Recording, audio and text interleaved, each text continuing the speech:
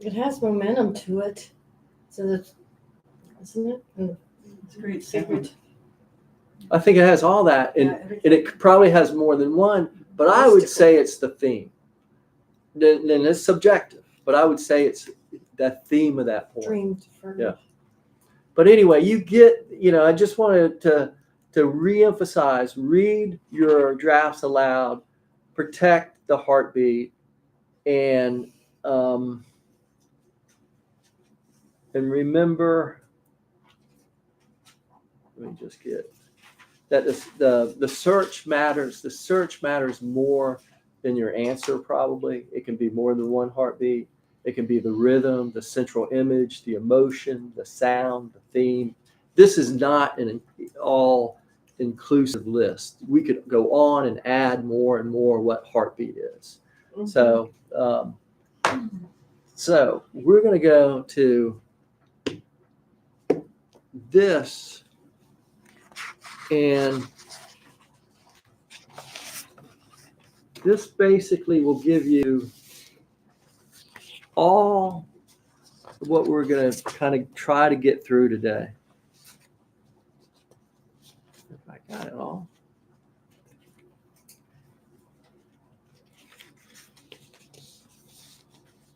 You pass those around and I'll see. I think I have some more of these somewhere.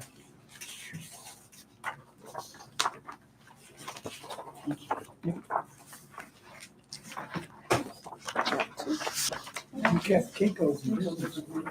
Did I give you the right one? Yeah, there's some more here too.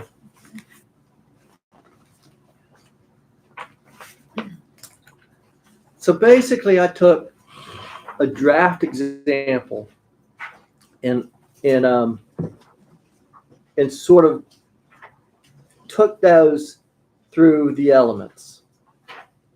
And so the first element was sort of just getting this whole draft in front of you to see what you would do, and how you would revise it, and how you looked at the heartbeat. And so the second thing I want you to do for the draft is look at the musicality of the draft and see what I did. And what I did might not have been good, but it's what I did. And I thought that to me, and this was my subjective view of the heartbeat, the heartbeat was the image of the sandpiper's call, the peatweed, because I just thought, hey, that's unusual. I like that. I want to keep that, and I thought that was a presence to me of a heartbeat.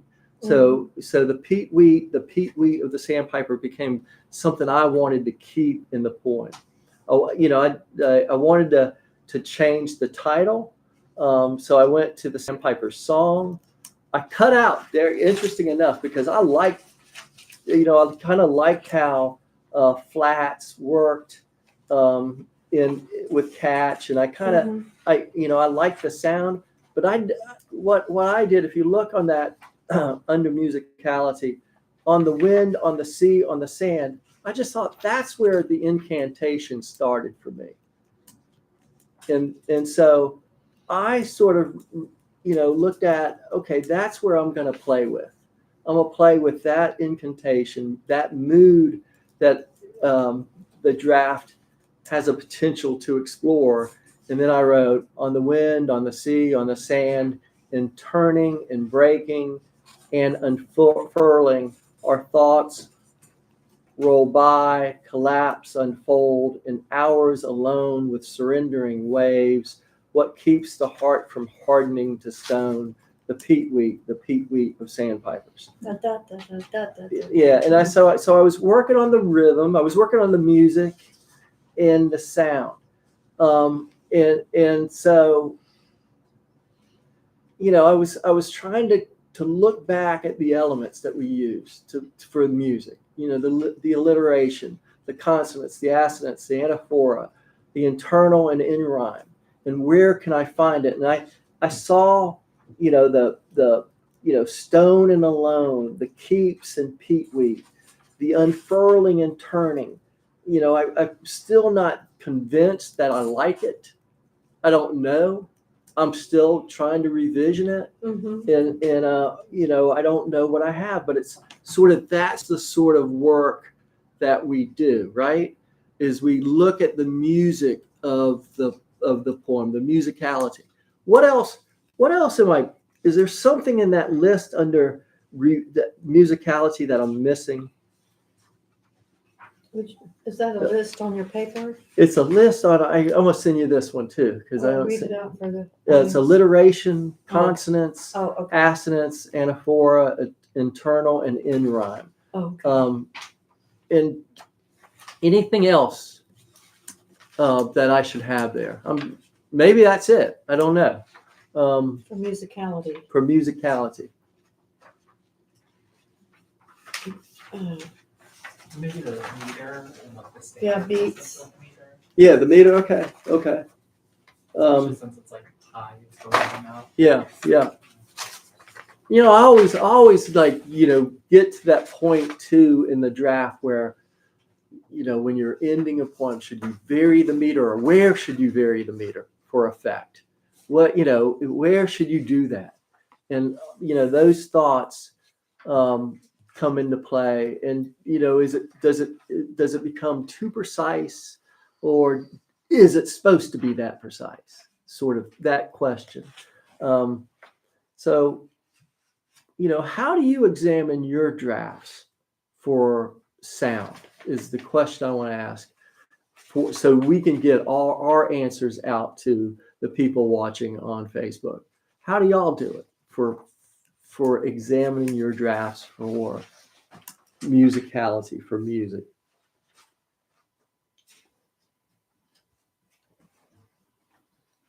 I listen to whether it's soft or hard, what's the tone of it? Is it delicate or sweet or pissed off or like that? Yeah. And how do you do that? Just say it out loud. Yeah. Are you a recorder? Do you record? Mhm. I think that's a good idea. I've never thought of doing that. Because it's so easy on the iPhone. Yeah. To record and then play it back and say, oh God, that was, here's a trouble spot, or here's where it needs some increased sound. When you're looking for the musicality, as someone who is classically trained, Uh-huh. For me, when I read out loud, if I catch myself hesitating, there's either one too many beats or there's a beat missing. If when I'm done, I feel like I feel something more should be there, then something more should be there. Mhm. Trust your feeling when you sing, because we all grow up singing, from kindergarten on, and so your brain anticipates what's coming next. A lot of times you're listening to a song and you almost anticipate the next line if it's well done. So when you read, if you catch yourself hesitating, that's where you need to work at it. If when you're done either with a line or with the poem, you find you catch your brain wanting to do something else, then you need to do something else. You need to add something because it isn't finished. I love poems that start out as a song, that you're just singing, you just start singing and then you put words to it. Like, what do you mean? Like if you're sitting outside and you just start humming, and then you come up with, gosh, I like that tree. So you start singing about trees, and then does that word rhyme with that, or didn't you get into putting your heart onto what you're looking at in a song? I had a venue that once a month we did, was called Songversations, and I bring in a singer-songwriter. Mm-hmm. I did it for 3.5 years until they closed tabs.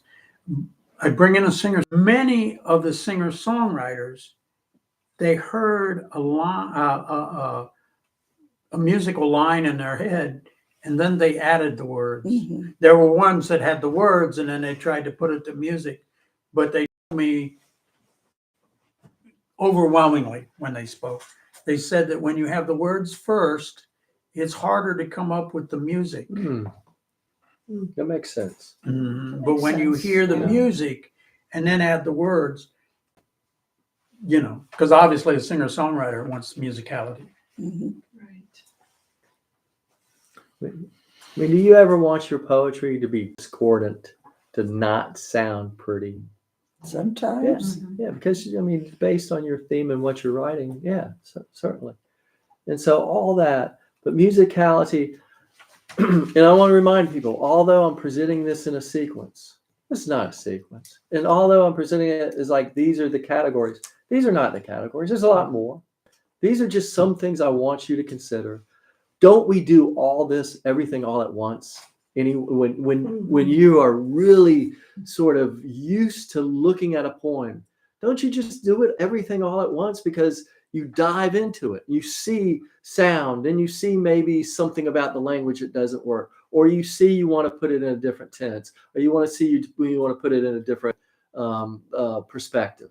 And so we really take these things. I'm presenting them as one at a time, but we do it all at once, and we do it with our mystical spirits too. We put that into it. So, I could say take what you have revised, what you changed, and make it more music. But let's just go through a couple more examples of what I did. So the next thing that comes up on this sheet, and Ann, I think it may be there, may have sent it to you, is the revisioning exercise. Examine the core language, verbs, motion, and breath. And I think that was mentioned that somebody looked at the verbs or took out the adjectives. Verbs, motion, and breath. Nouns, anchor and imagery. Prepositions are the connectors, but they often clutter and slow us down. They slow the pace. So, I suggest in drafts, you underline verbs, you circle nouns, you bracket prepositions, and you start bringing out your thesaurus. You start bringing out your tools to replace weak verbs. And this is how Georgia Popoff explained this to me. When you're generating drafts, you're pulling from your conscious mind whatever friggin' verb you happen to have, or whatever adjective or whatever noun, but it may not be the best verb or the best noun for the finished poem. And it may be perfect. And when the pencils of light hit perfectly and you come up with a perfect draft, fall on your knees and thank the Lord. But it doesn't always happen that way. And so, you look at modifiers, you look at conjunctions, you look at the adjectives and adverbs. Do you need the polysyllable words? Or this is what Keith Flynn would look at as sometimes you outsmart yourself and you use a really huge, polysyllable word, and it stumbles the reader. It stumbles you when you read it. Are they necessary? Every friggin' word of that poem needs to earn its place. Because what kind of poet are you becoming? What kind of poet do you want to be? What kind of poems do you want to write? Well, I'm interested to know what people say about it. I mean, what are our options here? What kind of poems? I talk to myself a lot about the kind of person I want to be. I'm so glad, Ann, that you bring that up to pause on. Does anybody have an answer for that, for Ann?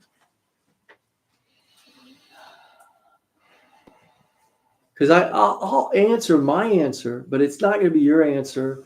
And my answer will change every friggin' day. But because I think about it a lot, but my answer is I want to write my authentic poems. I want to write how I haphazardly stumble through this world and don't pick up enough of its beauty and observe enough. And I want to try to make sense of my chaos and write an authentic poem that maybe touches somebody else, the reader, but at first it has to be my authentic poem. And if I try to write like Ed Madden, or if I try to write like Curtis, or if I try to write like Al, those aren't my poems.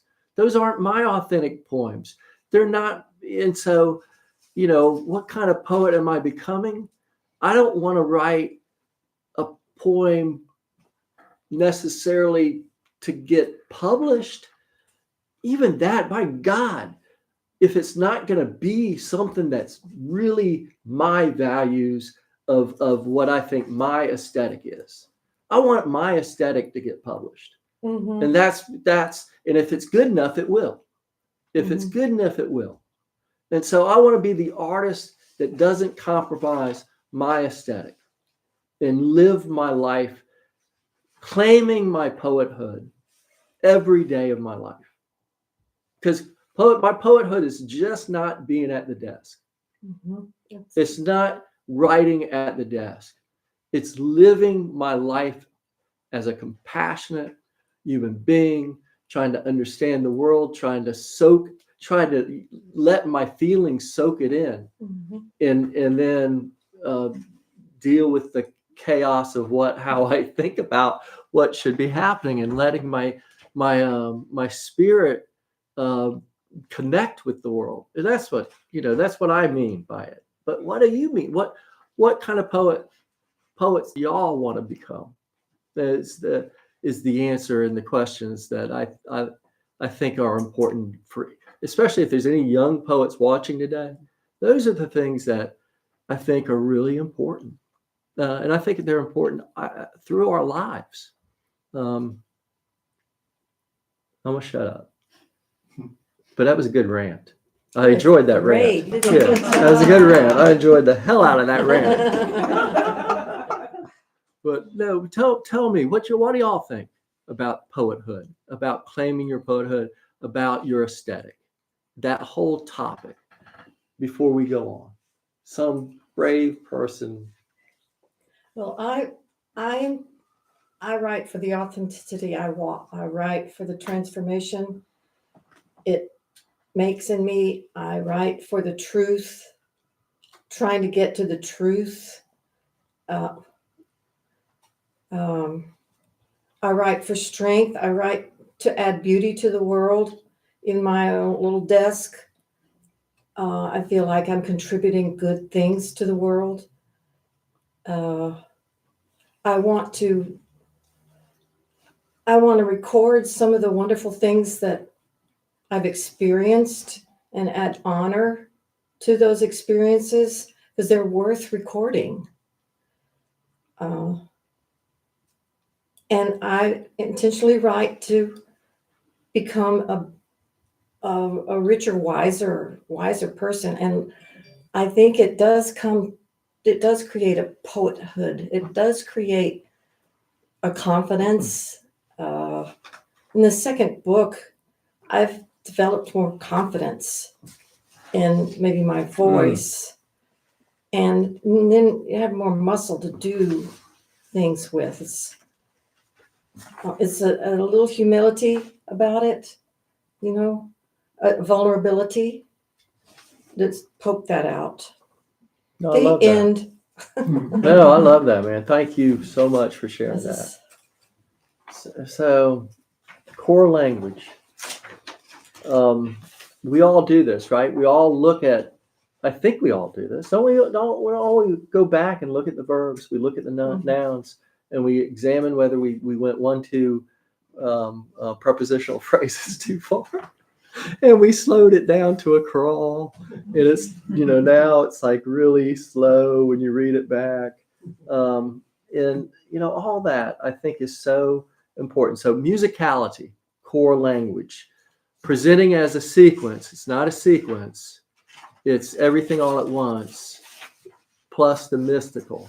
But those are two critical things in revisioning your poem, to figuring out what it wants to be, and go from there. And how do y'all do mystical? Interested, because mystical is tricky.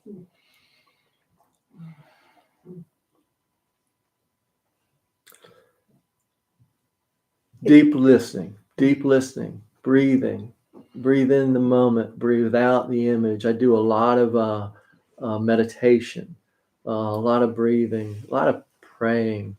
You know, I'd fight bulls in Spain to write a poem. You know, it's like I would do it all if I could. You know, just and also it's a lot of alone time, right? So to write is you're spending a lot of time alone. And so that in itself is sort of um, a discipline, a practice. Mm-hmm. Anybody have Meditation? a good answer for Anne? How do you Yeah. do? How do you dig into the mystical? What's the name for that state that they say people get into? Euphoric or something? No, Nirvana. no, it's like rogue state. Right? Yeah. It sounds like that. Yeah. Yeah, that you get into when you're really deeply into writing, you lose total track of time and whatnot. I mean, that to me, that's when I get deeper into probably, the subconscious and the things that are down there, but they may be not on the page yet. Mm-hmm. But Fugue state? fugue state, thank you. Fugue state, yeah. Could not get to Yes. Fugue. Yeah, fugue state. It's been proven with neurologists, putting little electrodes on people's brains and whatnot, that it's not just in writing, it's in exercising too. Also, I think if you're like an athlete gets to that state, The zone. the zone, The yeah, zone, the right, zone. right. The athlete calls But it that. when that happens, it's like something that heals me too. I Mm-hmm. need Oh, I that. love I that. need Yeah, that. I love that. I need that as part of my life. Yeah. I love But that. sometimes it's impossible depending on what's going around you. But when it's possible, then that's so satisfying. I find one of the ways to get to the mystical is a lot of times you write in the first person. But then if you change from I to you, because at least the way I see it, this spiritual part of us, this part of us that's not going to be here. We sometimes we carry on a conversation that you call it the conscious, whatever you want to call it. But I find if I go and change, from first person to second person to third person, whatever. But when I write with you, it changes the whole focus, using you instead of I, or it Like just you're instructing someone? talking to myself, Oh, you're talking to yourself. yeah, to that other self. Oh. So when you, at least for me, it's that. Also, as a poet, because people are reading hopefully they're reading your work. When you say you're inviting them in. Sexy. And if they take the invitation and come into your poem, and you write it open-ended enough, not telling them what to think, and they begin to co-create too. When you can get a reader to co-create in your poem because you've invited them in and given them space in which to co-create, then there's co-ownership, and then you've been successful. And so Al just described, that one of his techniques, is his aesthetic, his use. That's that you have so many you poems, and that's definitely, I think, one of the characteristics of your poetry, your aesthetic of using you. You're using the word ascetic. Yeah. As opposed to aesthetic. Oh, am I? No, I'm asking why, what is aesthetic? That is your aesthetic. Help me figure that. Aesthetic. My aesthetic is my style, my poetry Style, style, or how I want to. Pleasing. Yeah. I think there's a state where when we just wake up or just go to sleep, I mean, I get flooded with ideas when I'm on the brink of falling asleep.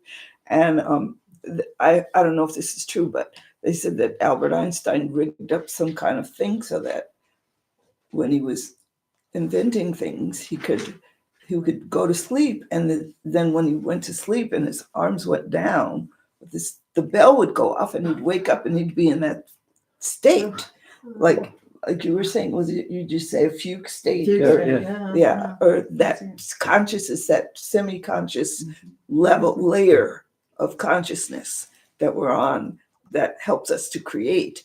And music helps me a lot. Yeah. Listening to music helps me a lot. Well, I was going to ask that. How many people listen to music while they write? Without words. I usually don't. I usually have it quiet, but Me too. it's because I'm reading aloud, but I understand exactly what you're saying. If music gets you to that mystical, spiritual level, that background music, you do what works for you. Sometimes I'll listen to music, but it can't have words. It has to be instrumental. Yeah. That's what I was saying. Classical maybe, and turn down really low so it's not overpowering. But most of the time I just need silence. Anything with words is going to distract me, and I'll start focusing on words. Or their words, not my words, And I was doing some research. There's certain frequencies that you listen to that. Solfeggio. Solfeggio, that's it. Yeah. And That spurs the creative. Yeah. So I just say, Alexa, play Play this frequency, and this music comes on. It's great. So the next draft on this thing where I did on the breath, on the skin, on the bone. So I was just completely playing with this poem now. And I was thinking, well, that's more personal, more physical, and turning and curling and unfurling, maybe more sound.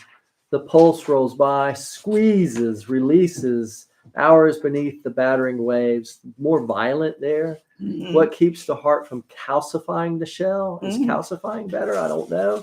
The peatweeds thread the air, sandpipers, maybe more vivid. So I'm really just sort of playing. It's like, this is where it can all go wrong, right? This is where you could, revise and miss your poem.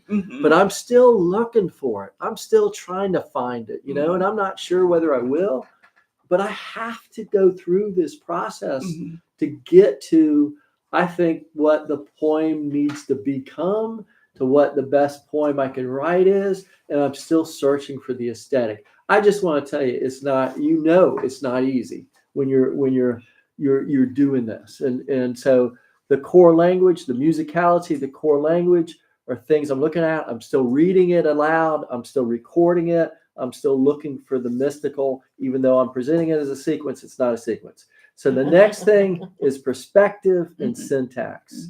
And so this is where you get to play Jenga with it. You flip the lines, you change perspectives, you mess with the word order. Have you discovered the poem's true beginning? How many times have you written a poem and not used the first line, or not used the first three lines, and discovered the poem's really the true beginning is in the third or fourth line, and you find it, or it may even be at the end and you flip it. And also that hard consideration that professors often talk about, where the poem's true beginning is true with how we end poems. And I'm really bad about this because I like to wrap things up and too cleanly, and sometimes I wrap things up with a double line. I go, my God, I just said the same thing twice, and I've ended it twice now. And so it's really important to look and dwell back at where you have really placed the ending of the poem in the revisioning process. Who has screwed up an ending before? Who hasn't? I screwed up everything. So, risk more with your poems when you play Jenga with it, and don't get too married to the beginning or ending. Try to change perspectives and see. Write it with you. Write it with he. Write it with she. Write it from the perspective of the tree. Write it from the perspective of the flower, not you seeing the flower.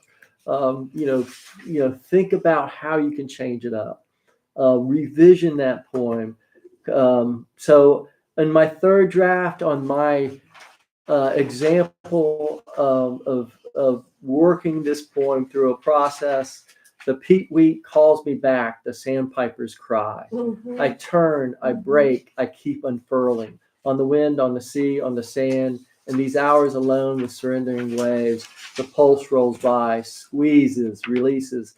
What keeps my heart from hardening to stone? So I'm still trying to find it. I'm still working it. And so this is an example of flipping lines and perspectives. How many people do this with their poetry? It does feel like you're wrestling a bull in Spain. Exactly. Ah, Exactly. this is hard. And I'm losing. Yeah, I'm about to give up. Yes. Yes. But, it's sort of like, where do you, this is part of what type of poet are you? Where do you surrender? How long do you go on? And you have to go to where your aesthetic leads you. Don't give up until you're satisfied. Not, it's okay to ask a trusted friend, is this right now? Is this there? And they'll tell you. But the problem is, right? You'll ask 5 friends and they'll tell you all something different. And so it comes back to what your conviction is, your conviction of what you think the poem needs. So conviction is part. Yes, conviction is part of the mystical process too. Is how hard-headed, how much conviction you have, and how much you want to work over a poem. Ah. So when I drafted it for the 4th time, you see once on the wind, on the sea, on the sand, the peat wheats echoed and the sandpipers called. You turned, you broke, you keep unfurling. Thoughts rolled by, collapsed, unfolded, in lonely hours of surrendering waves. What kept your heart from hardening to stone? And I'm not sure about that. I read this. I don't know, but I had to go through. I had to try stuff, and so I was trying stuff, and so I'm trying to just experiment and revision it and work these lines. And this is a pretty short poem. Just think if it was a long poem, and what how much work is involved in a longer piece to get it the way you want. And maybe if a piece, depending on the subject matter, if the piece feels like it needs to go into a form, if it's and forms are great because they kind of have a recipe, at least, of how many lines there should be, and so forms are a wonderful thing to also experiment with core language and musicality, but it's a form, at least it's contained in a form. So, But sometimes when you try to force a poem into a form, maybe there's too much to go into that bottle and it's spilled all over the table. Mhm. And sometimes there's not enough and it's half empty. Mhm. And that's a problem with writing to form. If your main purpose is the form, you can butcher a poem. absolutely. This is do y'all know this book, The Art of Writing? By whom? This is it's Liu Chen's Wen Fu. Goodness gracious. And Wen Fu is just a character he uses. So it's Liu Chi's poem, Wen Fu. And so anyway, it's a great book. It's The Art of Writing. It was translated by Sam Hamill. And he has this thing on page 39 on revision. Looking back, search for the disharmonious image, anticipating what may come, prepare for a smooth transition. Even with right reason, the words sometimes clang, sometimes language flows, though the ideas themselves remain trivial. Know one from the other, and the writing will be clearer. Confuse the two, and everything will suffer. Art and virtue are measured in tiny grains. The general inspects his men for every minutest detail, down to a single hair. Only when revisions are precise may the building stand square and plumb. 8. The key. While the language may be lovely and the reasoning just, the ideas themselves may prove trivial. What wants to continue must not end. What has been fully stated is itself a conclusion. However, each sentence branches and spreads. It grows from a well-placed phrase. Restrain verbosity, establish order, otherwise further and further revision. And so it's a really nice book. So recommend that book. But it goes back to something that was said earlier. Every word, every syllable needs to earn its way in your poem. That is your poem. So we've talked about heartbeat, musicality, core language, flipping lines and perspectives. We just think in your head, play Jenga with it. And then we talk here, we're going to talk about this other piece of revisioning, line breaks, white space, and form.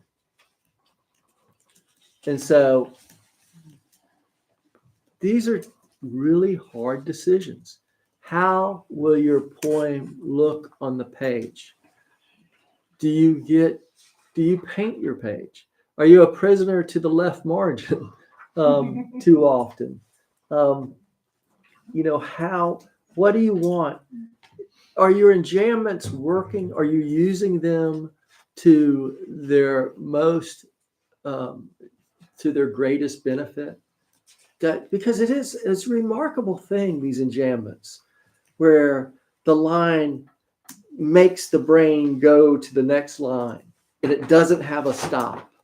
It didn't, I know also end stops are really important and how you use end stops. I think of Mary Oliver's great poem, Wild Geese, with all those end stops. And so really both end stops and enjambment are crucial how you're looking at how you're going to use them. And so what do you want from your line breaks? Pause, breath, surprise, momentum. Let me hear from you. How do y'all use enjambment? How do you use line breaks? What do you consider? Or is that something that's so intuitive? Is that something sort of everything all at once that you're feeling along the way?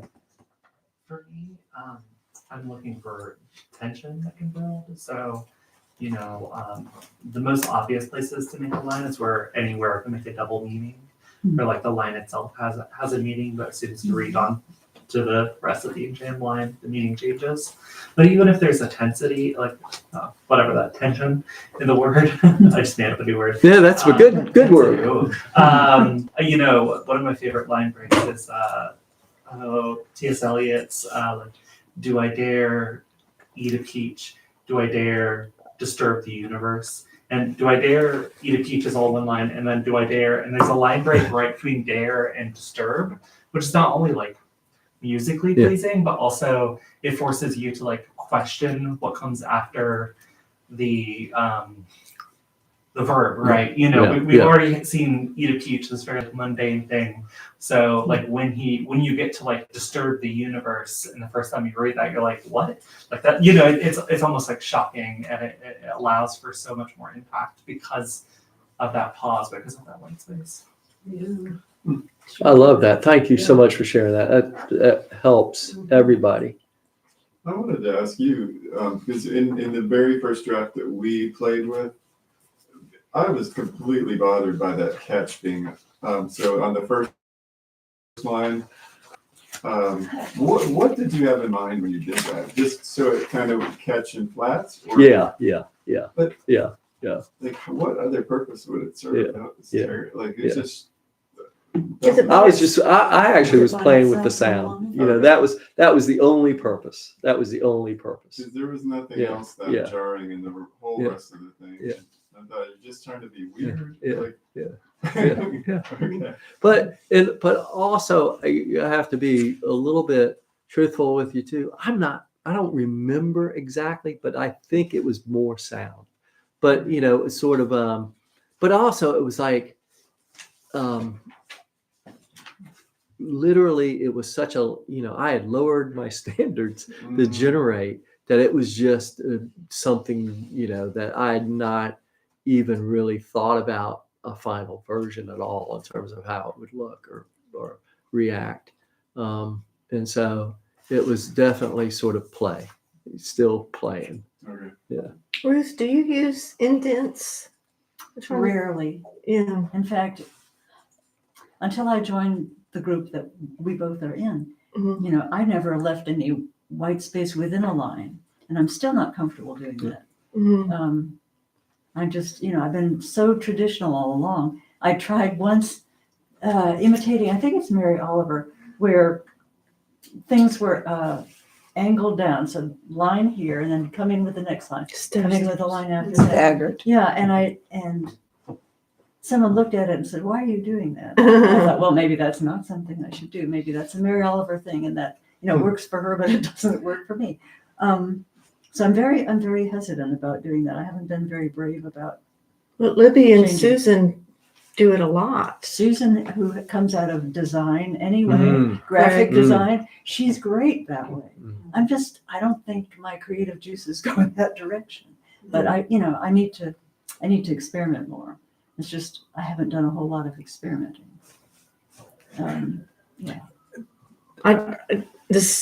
What is this? The fall. This spring, I took a class at the university with Fred Dings and with Fiona, whom you might have met, grad students. Right. That let me get in, and their forms were so unusual. Fiona wrote a poem that was like 3 or 4 words per line, and it took 7 pages. So all of this is white space over here. That's just annoying. And then I would never make it to the end of that. the way you don't see that, you don't vision that when she reads it. She just told me about that. And then the other students use so much of play with punctuation marks, not just the ampersands, but the @ sign and the slash sign. And yeah, they use a lot of punctuation. Then there the column poems and the columns. Anyway, mine felt sort of static because I was still going, you know, how many. But I can beat them in rhythm and rhyme. I can hang in there with where it's just as curious when it's written with all these unusual spacing. The audience doesn't hear it. Really? That's true. That is true. No. If they don't Unless hear it, they that way. read it, and it is kind of interesting. For example, do you have, if this were a tide in your poem, did you put spaces in it? Because I would think this tide coming in and going out. Gotcha. In the example, in the white spaces, where I have the sort of this last final draft, y'all see it where it goes once on the wind, on the sea, on the sand. I guess it's kind of getting to a little bit more, because I go once on the wind, line break on the sea, line break And on the that's sand, indented. line break, and it's And indented. it's indented. Yeah. I turned, I broke, I kept unfurling. My thoughts rolled by, collapsed, unfolded, and lonely hours near surrendering waves, what kept my heart from hardening to stone. Nearby, peat wheats echoing, the sandpipers called. Mhm. So I kind of, I'm playing with form, I'm playing with line breaks, and I'm trying to sort of, and I guess this comes up. This is, I'm right there with you in terms of I struggle with how a poem should look. And because basically maybe all my poems, after going through a process, I'm so exhausted I don't get to this like I should, and so I end up, a lot of my poetry may look the same. But for a reader of a collection, do you want that? Do you want them to page through and see everything the same? Or do you want to derive some interest too from how you can present the poem to the reader? And so I think that's the balance that at least I try to take in my poetry collections, is I try to vary the type of poems I'm presenting to a reader. But I often wonder too is why we don't use visual things to show when we do open mics, when we show other things, to show the poem. We have the capability, we could show it more than we do, so they see it. They see the line breaks. What do y'all feel about that? I've seen it done Yeah, before yeah. in really interesting ways. Yeah. Definitely when there's when it really matters that you see how the poem is written on the page. Right. It definitely does. I was looking over here. There's that book Zong over here. I don't remember who it's by. Philip. I don't know, but pick up that book later. That is one of those books that's crazy laid out. It is he did some really wild. I think it's one of these things people read a lot in MFAs. I think I tried to read it. I couldn't get into it because it was really experimental to the point I was like, I can't understand this. But it's a really good example of someone pushing the boundaries of punctuation and style and line breaks and everything, which is really cool. And I think Miho's books are presented beautifully. Sure. Her poems are just on the page they are written. And so, y'all know Miho Kniss, who's a fabulous poet. Terrence, I'm trying to think of his last name. Hayes. Hayes. Yeah. He has a poem that he wrote in an arrest affidavit. And what? An arrest affidavit. Oh, I So in see. all the blanks, that's where the poem is. And that has to be seen to get what he's doing. But it's a fabulous poem. Does the meaning of the poem follow that form? Oh, good point. Well, if you just read the words, you would catch what he's saying. Okay. But when you see it filling Does in the the poem blanks have of anything an to arrest do affidavit, you just go, oh my. So you're becoming a visual artist in Mhm. one sense? Yeah. To a certain degree, Uh-huh. The- It is a tool to use. Yeah. The big thing Not is gimmicks. not to get yourself caught up in what it looks like. Unless that's if your main purpose is to do a work of art, great. But sometimes you get so caught up in what it looks like that you've actually distracted from what you're wanting to do. If that makes sense. Definitely. That's the word, distraction. I'm very distracted when people get funny with the lines and whatever. I get annoyed and I probably won't finish the poem. And it's certainly, I think ultimately all poems should be heard out loud. And if you can't hear those crazy breaks, then what's the point except just to be, out there or something.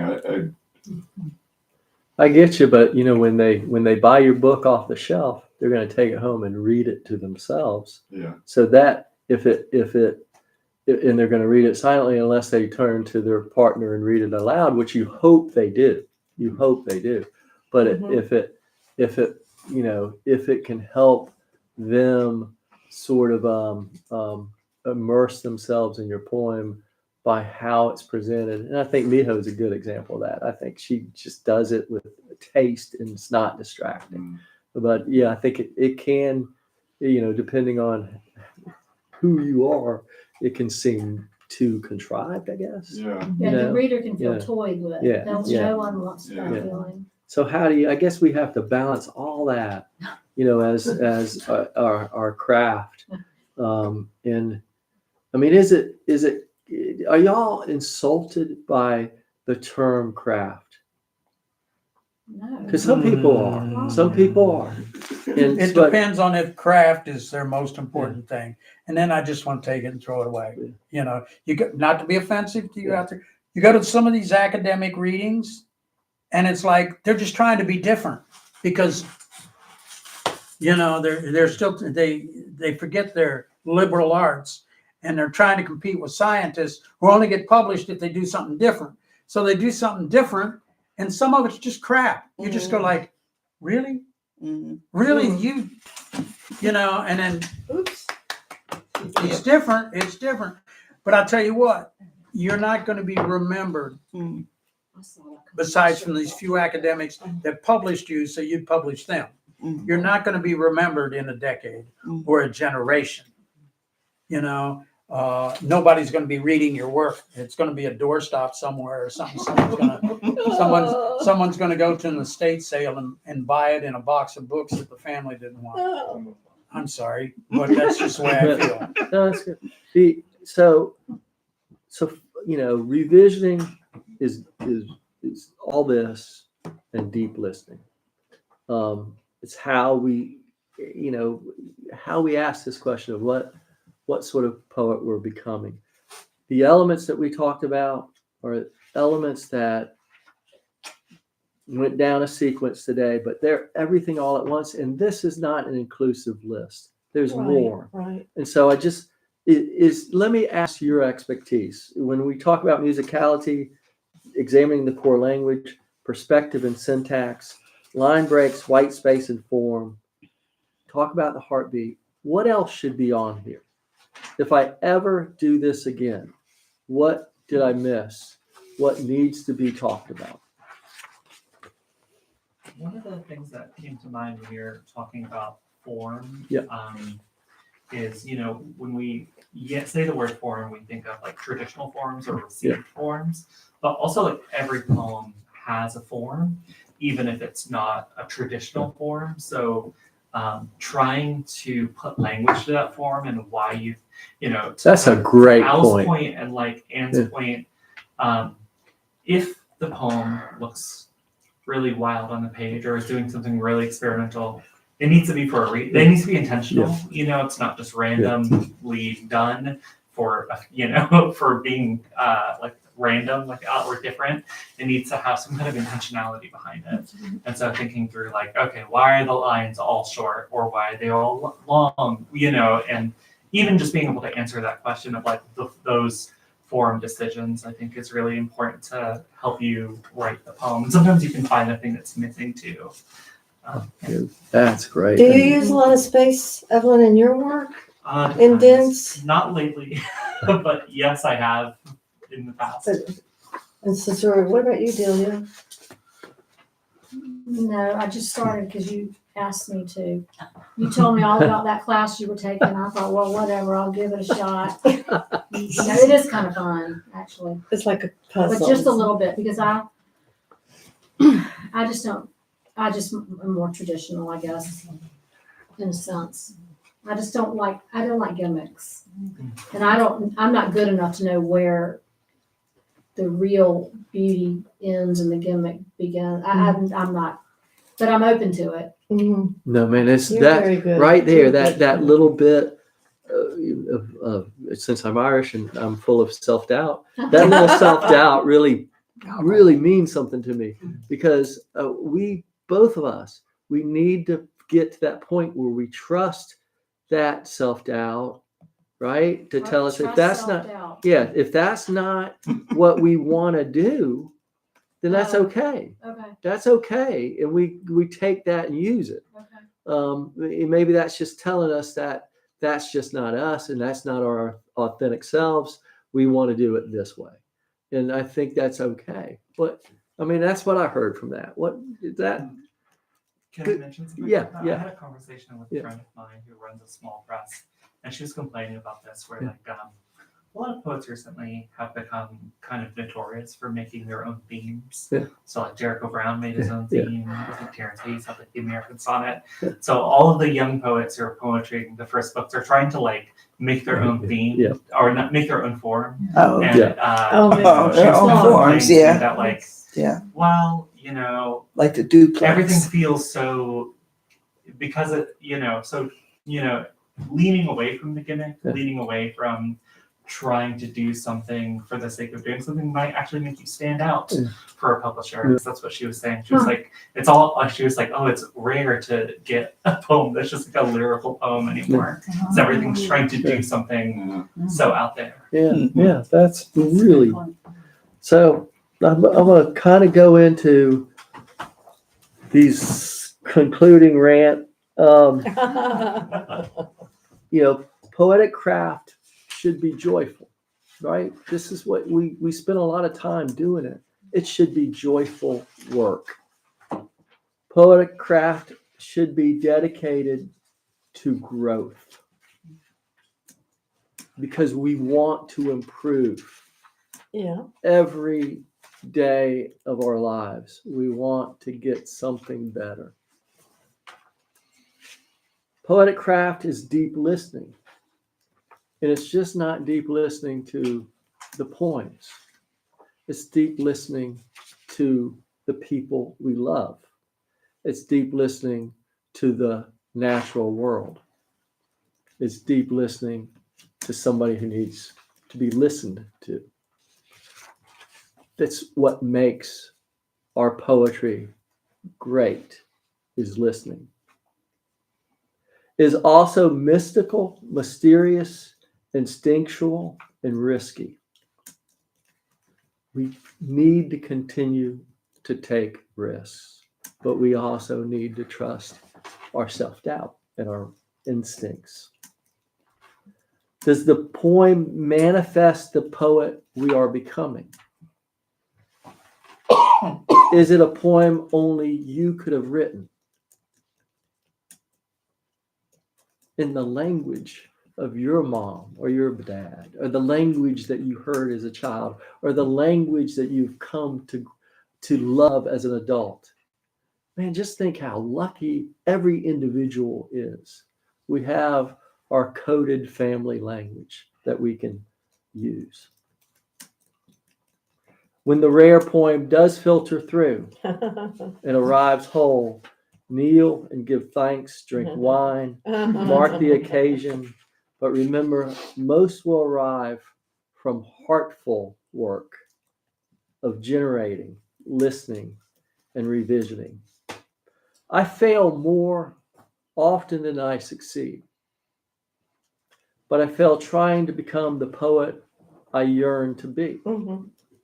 The poets I admire are the poets that search for the poems only they could write. Poets like you. And so if we have time to do some writing, if y'all want to end this with a little bit of a chance to generate a draft. Is that all right? Okay. We got like 10 minutes. But...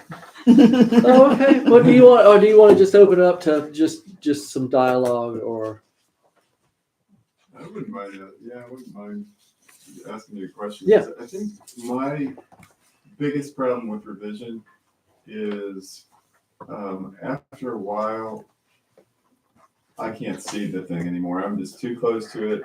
It's just a big pile of puke. And I don't know, and I've got to walk away, and I might have to walk away for a year before it looks like the writing of a stranger and I can see it with any kind of objectivity.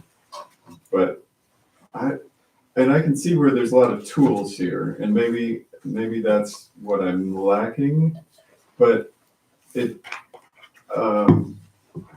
You want clarity, right? You want to be able to, I want to be able, and I struggle with this, Jim. I want to be able to say, Thanks. Evelyn, I want to be able to say, is this good or is this bad?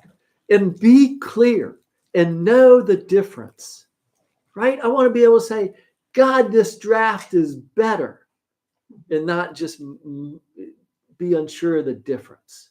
And that's what I think that's why I put down that it's dedicated to growth, because I think eventually, if you work hard enough and try to really adhere to what your aesthetic is, I think you'll begin to see more clearly what you accept as the finished poem or the better draft. What you accept is what's important. And even when you send it off and it's another rejection, you're not sending off somebody else's poem. You're not sending off somebody, 5 people's ideas of 5 different lines. This is something that you created that expresses something so important you wanted to express it. And that in itself grows you as a human being just about more than anything you can do. And so I say revision and fail and revision and fail. And you will eventually understand yourself more than anything else you can do and have more success that way than any other path. I don't think there's any shortcut. I really don't. And I don't, I came to writing late. Late, I said no to it for most of my life. And so I know I'm kind of would like to hurry up the process and get better. But I don't think there's any shortcuts to it. Does the Stafford Challenge cost money? It is The completely tuition? free and it's wonderful. It's a group of poets from all over the world.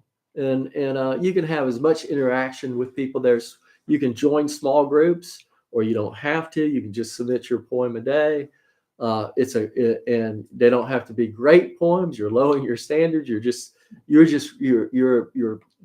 actually trying to get in touch with something I think greater than just writing a poem. And they offer great monthly workshops. I think they're going to have a conference this year. They're trying to get one together. It'll be the poets that have been involved with the first 2 years, and I'm sure that they'll invite the poets on the new year coming. And so I think it's a great thing to think about. Their workshops, I wish I could share with you on YouTube, but they make everybody promise just for the Stafford people, and they've been great. Been introduced to some remarkable poets. So you're going to be writing your next book will be a good one. Yes. We had a great poetry reading at Pat Conroy Literary Center Thursday. Do you know the poet from the College of Charleston? Emily? Emily, yeah. Roscoe. Yeah, she is terrific. I was just blown away by her books, her collections. Do you know her? No. Oh, she's wonderful. Is she in college now? Yeah, she's a professor at the College of Charleston, and she's a graduate from Cornell University. She has this book called, I was fascinated by it, Weather Inventions. And she has like 5 collections, but this particular collection is unpeopled. There's no people. It's just weather or weather invention related.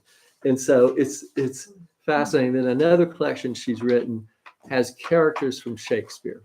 That she writes poems, the Basana poems with characters from Shakespeare. Fantastic. Very fun. She was on the board of the Poetry Society briefly. Okay. As our vice president.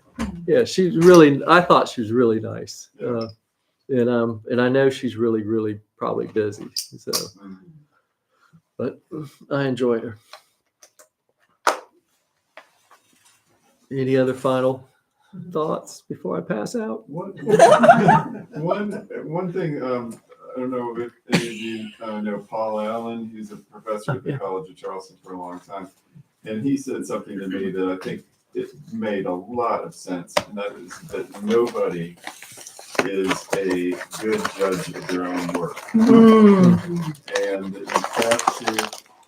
you have to take it to other people. You either are too easy on yourself or too hard on yourself. And other people have to tell you what's good, because you simply can't judge it. You have too much in there. Invested. And I found that to be very true, because I have, also as a songwriter and as a poet, things that I thought were just perfectly crystal clear. I was amazed to find that nobody got it. I'm like, wait, okay. it's an astounding revelation to bring your work to other people, and it's really an important part of any kind of art. And so that's why I also kind of you never said that in here. It's more like we could get to the bottom of it ourselves, and I'm not so sure that's true. Well, it's a really good, I think it's a really good point. You know, I kind of go back and forth with this, right? Because I want to have a trusted reader. I want to have trusted readers to say, okay, this works. But if the reader, if it becomes like too much of the reader's ideas in my poem, if they go, oh, you need to do this and this and this, then I don't feel like it's my poem anymore. I feel like I've lost it to somebody else.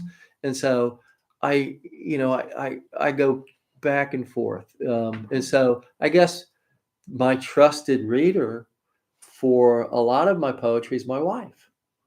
And so does this work on any level? And Terry will tell me no. She'll be clear and it'll be okay. That's Thank the you. lawyer. But also, Workshopping is valuable too. yeah, I think workshopping is valuable.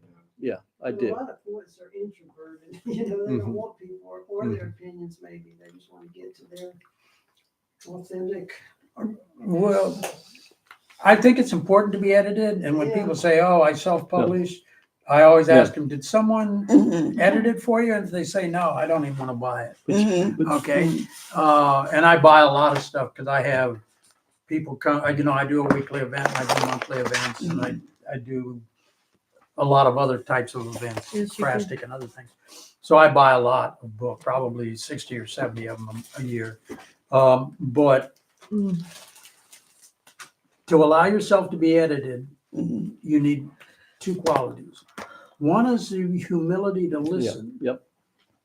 But also the strength of knowing who you are so that you can reject sometimes what they say. Ed Madden, when I publish a book, he's my editor. And sometimes I just say, no, I disagree, Ed, and this is what I want, and then sometimes and he usually, okay, that's cool. And then sometimes we argue, but there are sometimes folks, I edit for a couple presses, but I'll have friends ask me to edit. My first question is, are you wanting a pat on the butt, or are you really wanting my opinion? Because I've had a couple of people well, you're just telling me my stuff is crap. Oh my God. So again, you need to be edited. And I don't care if you self-publish, but have someone edit it. Yeah. That's so true. Okay? Well, that's But you have to be humble enough to accept editing and strong enough in who your voice is to reject it if it doesn't fit your voice. That's what the chipping away is. It's just chipping away at ourselves, trying to become a better person, like you say, that's more open to people around. I will, Jim, because of that comment, I'm gonna add critique to this list. And Critique because skills. Yeah, critique skills and critique, because I think that's an important part. But because really my early days of a poet was with Christine and Al and a poetry group. Yeah, Jane that- Singer. and Jane Zinger, and it was so helpful. And when I sort of moved overseas to Florida, Another world. I kind of lost my poetry group, and although there was other writers, they were prose writers, and so it's always hard to be the only poet in a prose writing group, and although they're very nice, and they pat you on the head, so, it's not as effective as you want. I want to add something on the whole idea of having an editor. I last year published a book through Finishing Line Press, and Jennifer Bartel Boykin. The reason I submitted there was because I had her book, and I thought, well, that's where she submitted, so I'll try them. And I was really naive They accepted, it took forever. You think they've forgotten about you, and then all of a sudden they'll call and say, hey, we'll publish your book. How many But- months? How many months did it take? Mhm. How many months? It took more than a year. More than Wow. I submitted it and I thought, well, I guess no news just means it sucked, you know? Like, and I really thought, but then it's a very busy press and that it's almost like an assembly line. But what I found out in this process is I didn't have anybody local really who I went to officially edit it for me. Oh. And I assumed, because they said they would assign an editor to me. And so I felt very comfortable knowing someone really knowledgeable was going to be going over and making suggestions or changes Right. that Mhm. would keep me from embarrassment, you know? Well, their editor never made a single change or suggestion to my manuscript, not one. Wow. And it finally got published. And when I would go to and do a reading from my book, I would find so many places where where I made a mistake. They didn't spot it. Nobody really looked at it critically. I'm glad they thought it was just as a whole good enough, but I found places where I was embarrassed. And I was like, oh, that should have come out. Why didn't I take that out? And why didn't the editor tell me to take that out? What's the 'Cause title of your book? What was the name of it? of the soulmate poems. Yeah. Yeah. Mhm. So that if I submit again at some point, I want to make sure it's edited properly before I submit it, because you can't trust the publishing house is going to give it due attention that it needs. You know, it's interesting because Ed was also my editor, and Ed On both books? on both books is sort of, although he didn't claim, he said, Tim, you don't have to put me on as an editor on that second book, but he looked on the second book. He looked at it. He gave me some suggestions. And he also gave me he gave me that clarity of like, don't put this poem in that book. He was like, this is not right. And so he was clear on his aesthetic, what he thought should be, and he was right. But in his editing style, I thought was fascinating, because very rarely was there like an edit of a grammatical edit, maybe a few.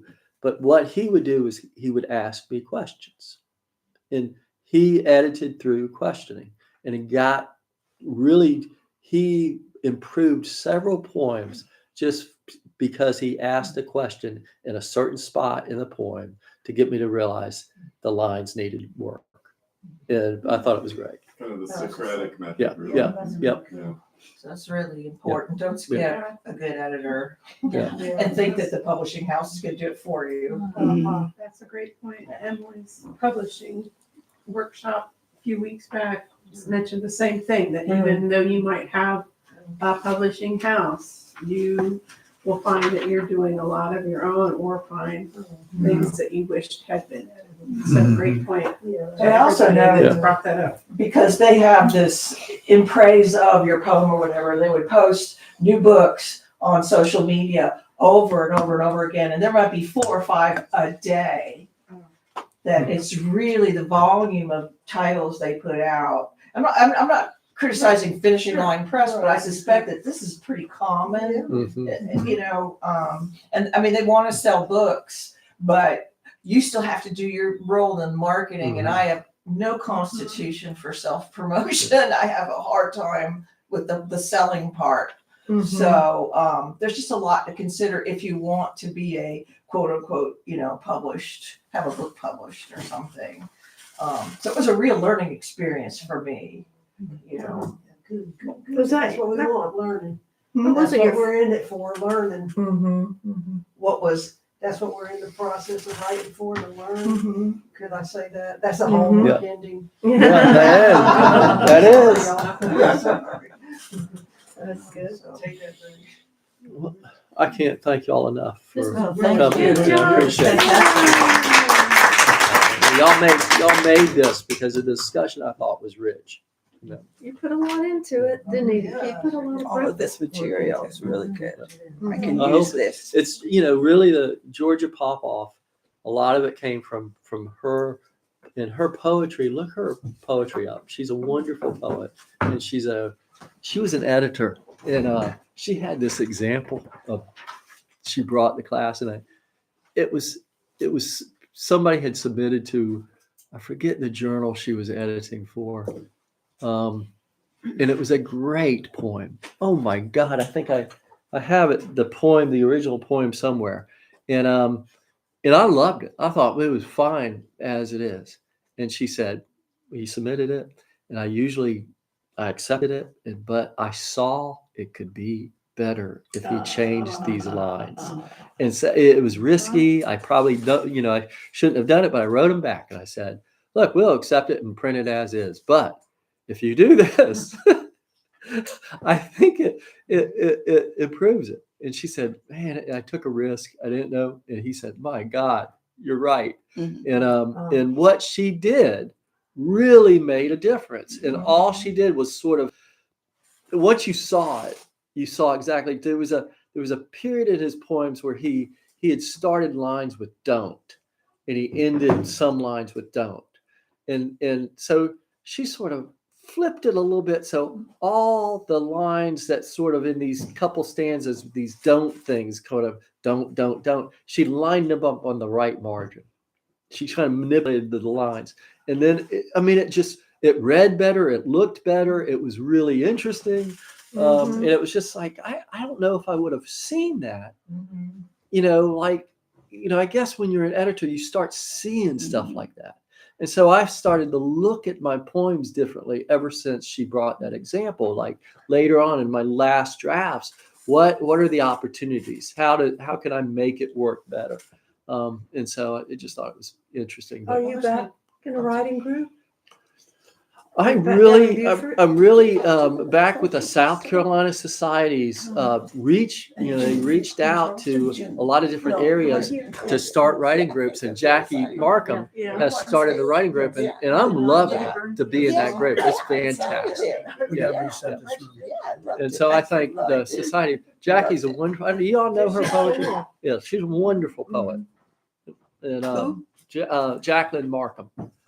She's a great poet in Beaufort. We're trying to get writing groups in everywhere. I don't know if anyone responded to for the Columbia area. We definitely, so we have the Beaufort one's going strong. Yeah, and so it's very valuable to be in a writing group. If you're with good people, because some like one bad apple can just make a writing group miserable. It's a tough balance. But yeah, I don't know if we heard anything back from Greenville. I think there's a lot going on there anyway. Did you meet with the Greenville, the Columbia people, Julia, or were you going Not to? yet, it's in January, and there was one, I don't know any of them, I've never even heard their names. And one of them said she was coming today, and then she emailed that she wasn't able to come. But Is that the poet from Aiken or? I don't know. Yeah. Okay. Well, okay, so we'll have the reading at 4, and I hope everyone will either stick around or come back, and maybe hopefully some more people will show up, because it's actually nice to be doing this for a bigger audience. Her name is Elaine Mathis. Yes, she came to a workshop we had at the Maritime Center in Beaufort County, and so she had actually seen a version of this workshop. Nice. Yeah. Angela of ACOSTA Acosta. and Noble Collins were the other people who responded. They were Okay. interested. Yeah, well, Yeah, more the merrier. let's tell